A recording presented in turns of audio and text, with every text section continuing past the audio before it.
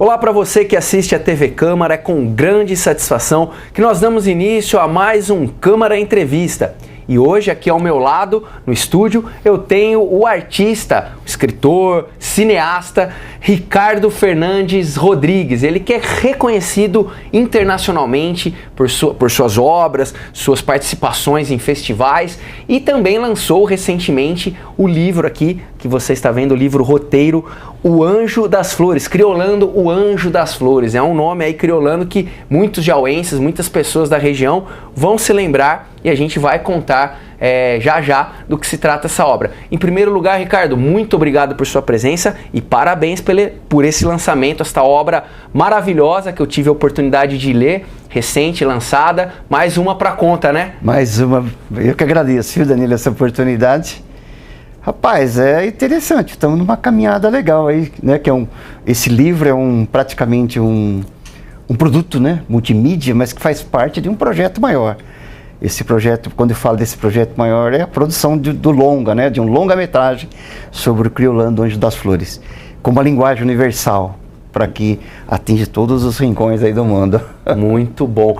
Ricardo, em primeiro lugar, fale um pouco da sua carreira e brevemente a sua formação, o seu envolvimento principalmente com o cinema e também com as várias formas de artes, né? Você que é um artista multifacetado, conte um pouco aí da sua carreira, da sua vida artística. Eu sou artista faz 54 anos. Eu tenho 68 anos, mas 54 anos eu sou artista. Eu não me lembro da minha vida sem ser artista, né? Então, eu falo isso porque bem novinho eu vendi minha primeira obra, com 11 anos, né? Eu vendi a minha primeira obra, e a partir de então eu nunca mais parei de vender e nunca mais parei de trabalhar como artista, né? Eu me lembro que na minha adolescência eu tive vários problemas, porque a gente era muito pobre, né? E uma coisa que eu aprendi desde o começo, Danilo, foi que ser artista é uma coisa complexa, porque eu aprendi que se você não pagar as contas, você tem que mudar, porque o mais importante é atender às necessidades. Então você precisa pagar as contas. Sim. Mas é claro que com toda essa necessidade e essa paixão pela arte, em primeiro lugar, né, me levou a estudar. Primeira coisa, vai ter que estudar. A gente foi para São Paulo, fez a primeira faculdade, fiz a primeira faculdade de artes plásticas, depois fiz artes visuais, depois fiz pedagogia, porque eu gosto bastante de ensinar. Sim. Então o seu trabalho se licenciatura bastante com a educação, né, Ricardo? Então esse trabalho que eu tenho de arte educador, que também é uma vocação, uma formação muito legal, que me levou a fazer esse tipo de estudo. Mas eu acredito que a maior formação do audiovisual, além das faculdades, ela é autoadministrada. Porque a gente não tem, quando a gente, na faculdade, a gente vê ali umas pistas, né, do que a gente deve fazer, mas o interesse leva a gente a estudar mais. Então os livros é uma coisa muito importante. Um tempo atrás eu lia cerca mais ou menos de 80 livros por ano, porque quem escreve, quem cria, quem trabalha com processo criativo, nós estamos falando de memórias afetivas, tem que ter conteúdo, tem que ter alguma coisa. Repertório, né? Vocabulário, tem que ter escrita, tem que ter. Para mostrar, né? Tudo isso são pontos de associações que você traz, mas que você quer mostrar alguma coisa. São mecanismos para você mostrar aquilo que você deseja. Muito bem. E como a produtora Bela Balela surgiu, né? Que já tem vários trabalhos reconhecidos internacionalmente, inscritos em festivais, né? Nós estávamos falando também das experiências que você teve em outros países. Conta um pouco pra gente aí do trabalho com a sua produtora, que até mesmo às vezes tem aquela sensação de que você tá ali o cinema em Hollywood, né? Como que é esse trabalho com a produtora Bela Balela, que já é um nome bem interessante, né? Bela Balela chama Bela Mentira. Né? Traduzindo, nada mais é do que uma bela mentira. Porque o cinema, nós trabalhamos com ficção, trabalhamos com criação, processo criativo. Nós contamos mentira, nós somos os maiores mentirosos. Os contadores de histórias. Principalmente de ficção, né? Eles são contadores de histórias, mas aqui é natural. Nós procuramos a melhor maneira de contar as mentiras, ou seja, de contar as histórias, né? Uhum. A nossa preocupação quando nós escrevemos um roteiro, quando nós escrevemos uma história, é conduzir o espectador dentro dela, né? Por exemplo, que é o maior desafio, eu acredito que aí está a parte do talento daquele que escreve. eu escrevo cenas, né? Então por isso cineastas. É a nossa preocupação em trazer o espectador para dentro da obra, prender ele ali até o último minuto do filme, né? Essa é a ideia. Essa é a ideia. A Bela Balela nasceu mesmo da necessidade de organizar, de se organizar. Porque o cinema, como qualquer outra profissão, como qualquer outro segmento, se você não tiver muito bem organizado, você não prospera. Não tem como você dar os passos, né? Você prospera no sentido de que você se torna um gestor cultural, porque você depende de leis de incentivo, você depende de processo de formação, como eu disse, pagar os boletos, pagar as contas. Então você tem que estar muito bem organizado para acessar os fundos, para acessar esse processo todo, para que você continue fazendo aquilo, produzindo aquilo que você se propôs, né? A Bela Balela, nós temos estúdio próprio lá na Nova Jaú, né, que é um estúdio que tem mais ou menos 500 metros quadrados. Nós temos o set, né, temos os grids de iluminação, tudo para fazer. E nós, depois da pandemia, né, eu tenho cerca de 22 filmes. Mas quando veio a pandemia, nós estamos produzindo 2 curta-metragens, Danilo. Certo. 2 curta-metragens de lei de incentivo. Ou seja, você tem que produzir, você tem que prestar conta daquilo. Porque eu peguei o dinheiro, nós pegamos o dinheiro. Por meio de quando veio a pandemia, não tinha como reunir com atores, não tinha como reunir com produtores. O que nós vamos fazer? Transformamos os personagens em bonecos. Vamos fazer stop motion. Eu já tinha tido algum contato, então o que nós reinventamos? Nós ressignificamos o processo, fazendo os bonecos. Fizemos os personagens transformaram em bonecos e eles ganharam vida. Só que aconteceu uma coisa, Danilo, nós nos apaixonamos. Então, o que aconteceu? Nós fomos em frente. Eu fiz alguns outros filmes em live action, recentemente eu fiz um documentário e tal, mas essa é a nossa paixão. Porque eu sou um artista plástico de formação e eu tenho uma habilidade muito grande com materiais. Se você pegar a variedade de materiais que tem aqui, ela é fantástica. Eu tenho a competência, né, de pegar esses materiais e transformar num boneco totalmente articulado.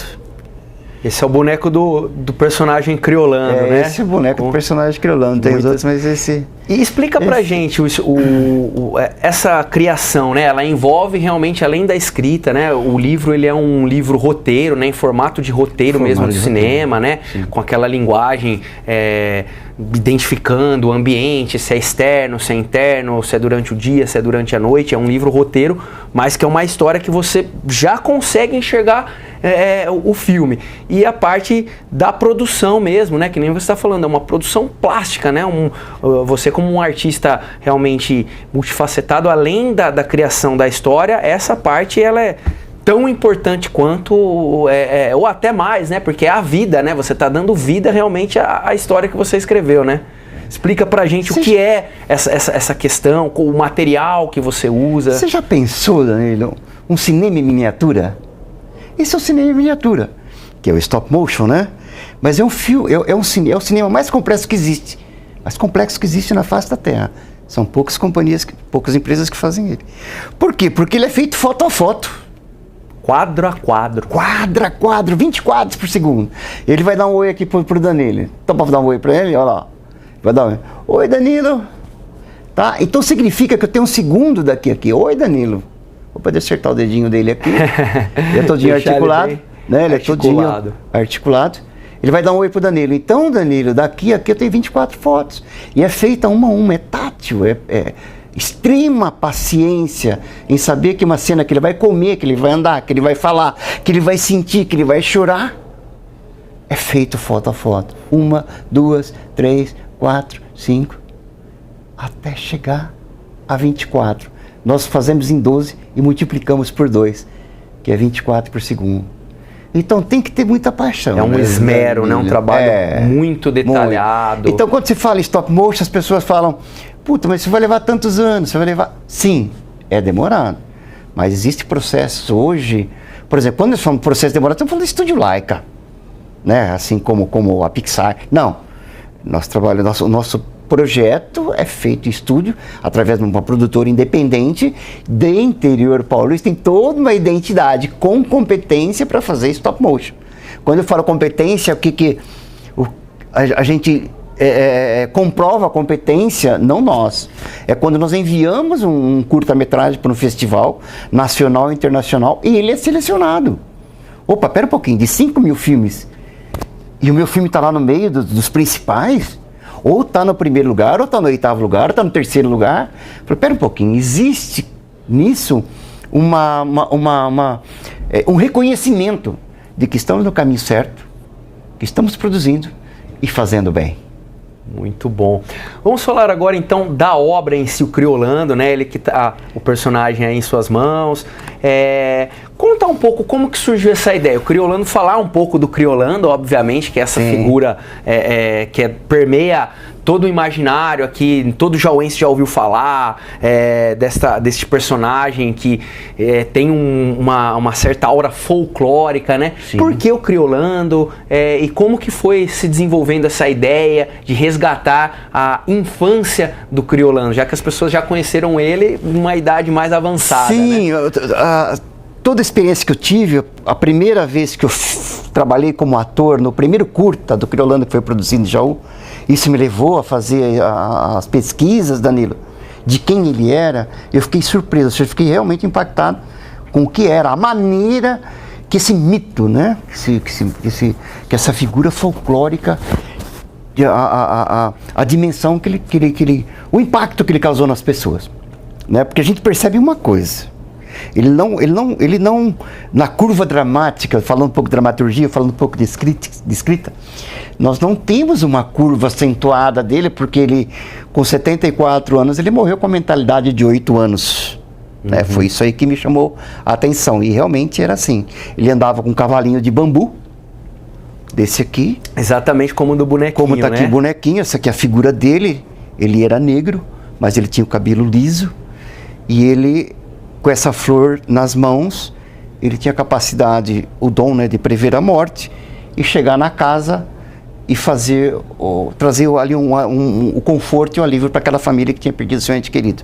Esse é o principal, o tema, né, que nós estamos trabalhando. Quando nós vimos isso, Danilo, o que aconteceu? Nós começamos a especular. Tudo bem, o resultado dele é esse. Ele, uma criança autista, provavelmente, deficiente mental, somada a outras deficiências, uma deficiência pulmonar, que é o que a gente tem notícia, e com mentalidade de 8 anos. Espera um pouquinho, vamos voltar lá nos 8 anos. Espera um pouquinho, não tem nada dele. Mas com o resultado que é ele, e com o universo em que ele viveu, dá para fazer uma projeção. É onde o artista, o cineasta, o escritor, né, ele vai fazer a ficção. A criatividade. A criatividade. Nós percebemos que com 8 anos ele já começou esse processo. Esse processo não foi depois, esse processo já foi crescendo. E nós percebemos que ele com 8 anos, a curva dele não era ascendente, não era nada, não tinha uma curva acentuada, mas que ele não precisava mudar ele mesmo, mas ele mudava tudo ao seu entorno. Você entendeu? As pessoas ficavam impactadas convivendo com ele em torno dele. Então esse universo que nós criamos, que é ali o distrito da Potunduva, essa verossimilhança, né, que nós criamos através da ficção, dessas projeção, deu esse resultado desse longa-metragem, desse livro-roteiro, né, e desse filme que nós pretendemos produzir logo, e o resultado de uma obra. O que nós queremos? Nós queremos contar, só queremos contar a história? Não, nós queremos levar essa história única, essa história peculiar para o mundo inteiro, numa linguagem universal, Danilo. Esse é o objetivo, do cinema, né? Que é a linguagem do cinema, ou seja, que é a linguagem que é mais vista hoje. Todos nós somos ávidos por história. E por que não colocar para o mundo essa história maravilhosa? E tão nossa, né? Tão nossa, regional, tão jauense, né? Com esse cenário que você descreveu ali, né? Todo mundo tem no imaginário ali aquelas cenas das casas, da igreja, dos cavalos. Conta pra gente também essa concepção por meio do realismo mágico, do realismo fantástico, né? Sim. E as memórias afetivas, porque lendo o livro a gente também vai tendo memórias afetivas. Minha avó também era assim, meu tio. Exato. Então, como que foi essa criação com base em memórias afetivas suas, também de outras histórias regionais aqui do entorno de Jaú que permearam, né, essa concepção dessa obra tão impressionante? Quando você descreve o universo de Criolândia, nós estamos falando do distrito da Potunduva. Se você remeteu nos 50, nos 60, que foi a época que ele morou, você vai nós fazemos levantamento da pesquisa e nós percebemos que aquilo que ele viveu, a formação dele como ser humano, incrível, porque essa história trata-se de humanidade. Em primeiro lugar, ela é humana até o osso, né? Ela trata desse ser humano maravilhoso que ele era, né? que é para nós hoje um mito, um folclore, mas que é maravilhoso, maravilhoso. Quando nós pesquisamos, começamos a pesquisar sobre esse universo, a formação, as pessoas que existiam, né, nesse universo, nós somos remetidos à memória afetiva. Porque eu tive tios, né, por exemplo, o tio Beppe, né, que é dessa história, é o meu tio-avô. E eu sentava perto dele para ouvir as histórias dele. E realmente ele era o vaqueiro, ele era essa pessoa, né, mas junto com ele, compondo esse universo, a avó, que era benzedeira, né, que era uma pessoa na comunidade que fazia o bem, mas que ao mesmo tempo atraía a diversidade da igreja, uma série de coisas, gerando conflitos ali para eles, né? E tem, dentro desse universo, trazendo mais uma vez as memórias afetivas, as histórias que era contada na época, a maneira, né, como se contava na época, essa coisa oral, né, que era de boca em boca e que se tornava ali essas histórias maravilhosas. Nós reunimos tudo isso.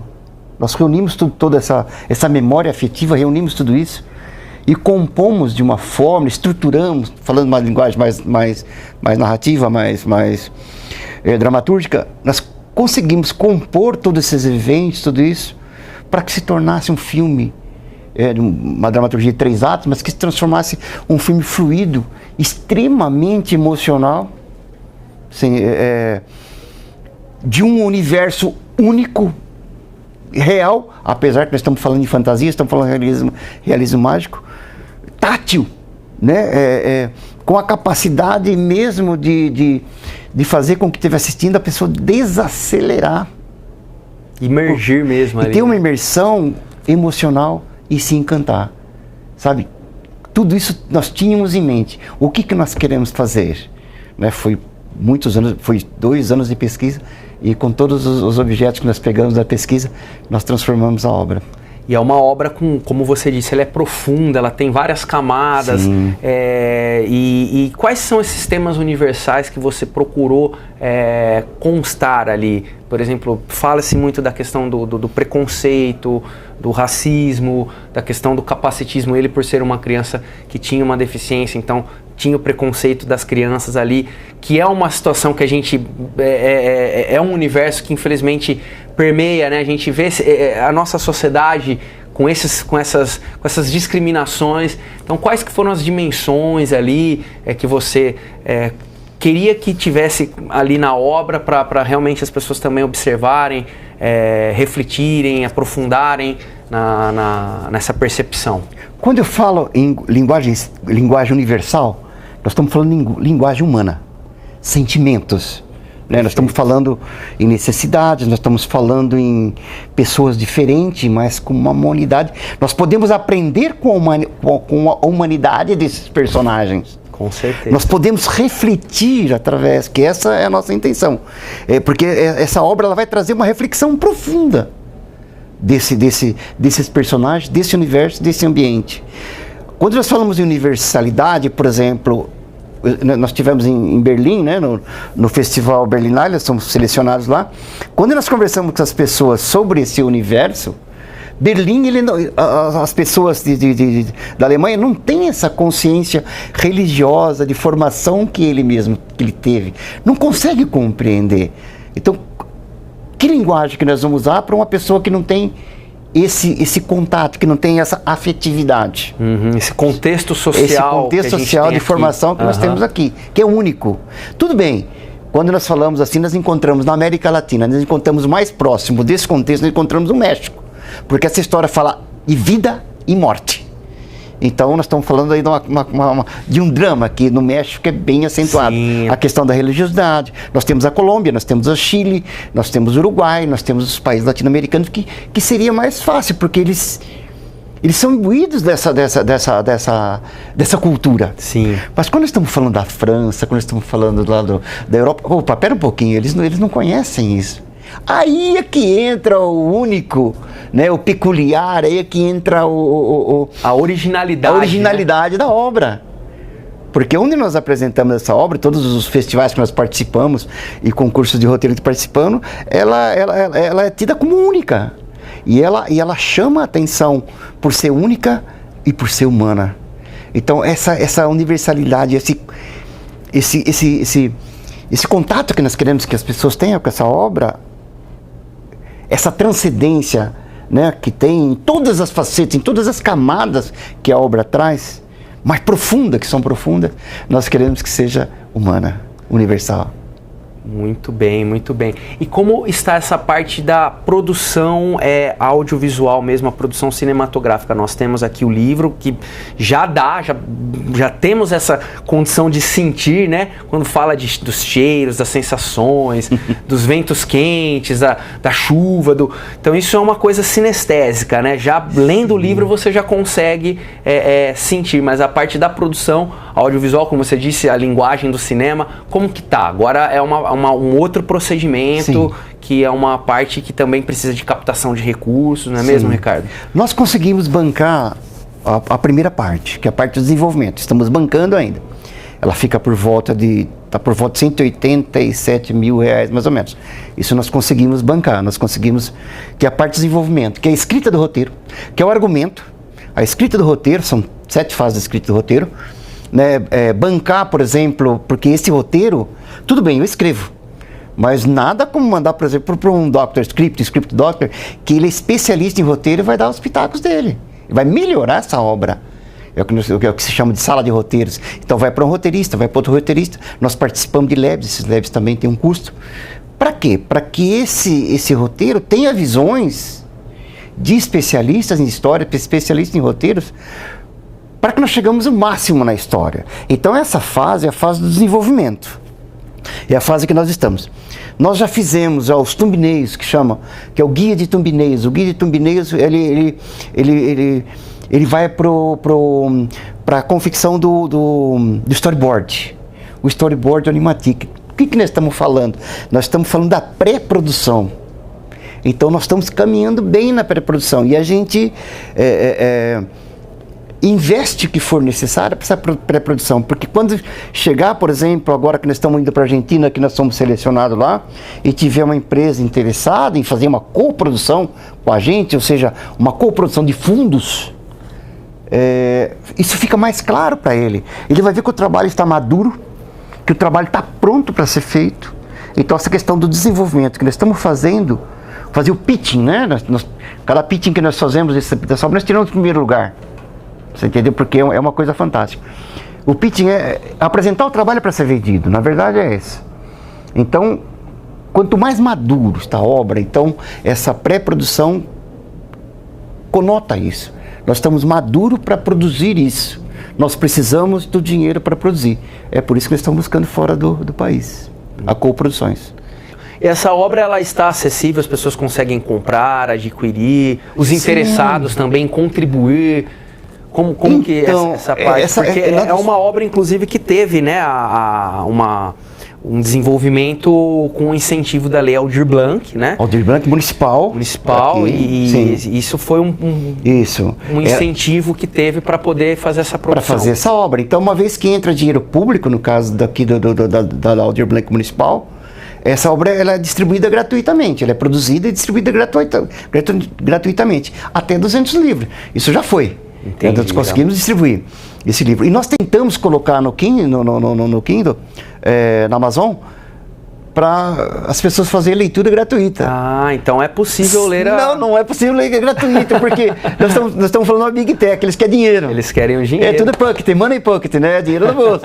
Então, e eu consegui colocar lá por R$45 para vender o audiobook, e para nossa surpresa está vendendo. Que bacana, então tá tendo venda, as pessoas estão acessando, estão comprando, né? Isso para nós é uma satisfação, uma pessoa interessada em comprar um livro, e são várias pessoas, a gente não sabe o que é, não medimos ainda esse volume, mas as pessoas estão comprando, então a pessoa pode encontrar assim no Kindle, né? Criolando, o Anjo das Flores, o livro está lá disponível. Só que infelizmente vai ter que pagar, ou felizmente, não sei. Na biblioteca municipal, agora junto ao museu, tem alguma edição? Nas escolas também? Sim, tem. Onde eu estou passando, eu deixo nas bibliotecas. Então tem no museu, tem na Secretaria da Cultura, na Escola Piragem, tem no Oeste, na biblioteca do ECAC, né, do Amaral Carvalho, onde nós passamos e deixamos livro na biblioteca. Muito bem. E os desafios para conceber essa obra daqui para frente e para realmente transformá-la num filme, né? A obra literária em filme. Quais são os principais desafios que você vê agora pela frente, Ricardo? É conseguir uma coprodução. Nós estamos indo para a Argentina, né, fazer o primeiro contato com as coprodutoras de lá, que tem o mesmo objetivo que nós, mas que esses objetivos precisam ser somados, ou seja, fundos. O fundo da França, o fundo do México. E tem dinheiro nesses fundos. Esses fundos só podem ser usados em coproduções. Então, nós também. Nós temos a obra e eles têm o fundo. Juntamos esses dois e assim pode ser produzido. É assim que pode ser produzido uma obra como essa de uma produtora independente como a nossa, Danilo.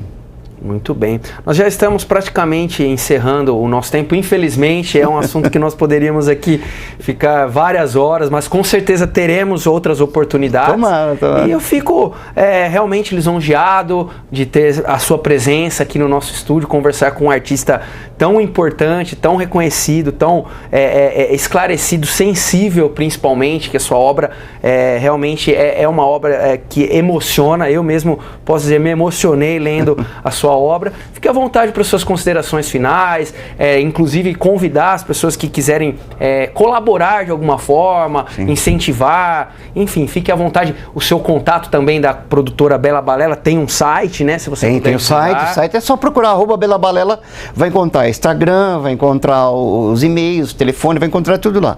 Então @Bela Balela. E tem no livro também, né? Tem todos os @Bela Balela, procurou Jaú, vai encontrar. O que eu quero falar para a população, para as pessoas, que esse livro, a importância desse livro é realmente acessar pessoas, ou seja, envolver o máximo de pessoas possíveis para que conspire a favor dessa obra, que é nossa. Eu me lembro quando eu saio nas minhas viagens internacionais, eu sou chamado de Jaú. Já leva o nome de Jaú para fora. Sabe, Carlinhos? Então, Jaú. Então, além de representar a nossa cidade, claro que nós representamos o nosso estado e representamos o nosso país, que muitas vezes é pago pela Secretaria de Cultura do Estado, boa parte disso, né? Por isso que nós somos selecionados e nos dá a condição de ir. Mas o objetivo desse livro é realmente acessar pessoas, é conectar pessoas que torcem por isso, pessoas que querem ajudar, querem fazer parte desse projeto, estão todos convidados para fazer parte desse projeto. Muito bem, eu estive aqui então com o Ricardo Rodrigues, artista, cineasta, escritor, um artista multifacetado, renomado internacionalmente, aqui trazendo a história genuína da nossa cidade, da nossa região, um personagem fantástico que é o Criolando. Se você não conhece, vale a pena ler esta obra, está disponível aí nas plataformas, né, na Amazon, como o Ricardo disse, também tem em várias bibliotecas aqui da cidade. Então fica esse convite, leia a obra. Pode entrar em contato também com o Ricardo, sim, por meio da produtora Bela Balela, que tem vários trabalhos, inclusive é bacana conferir. E lembrando que essa entrevista também vai estar disponível na internet, no nosso YouTube, o canal é o youtube.com/TVCanJaú, no Facebook, facebook.com/tvcanjaú. Se você gostou dessa entrevista, divulgue, pode transmitir o link, e lembrando que ela vai ser retransmitida em nossa programação na TV Câmara no canal 34.2 aberto digital e também no canal da operadora Claro Net. Mais uma vez, muito obrigado por sua audiência e nos vemos no decorrer da programação da TV Câmara Jaú. Um abraço, valeu, tchau, tchau.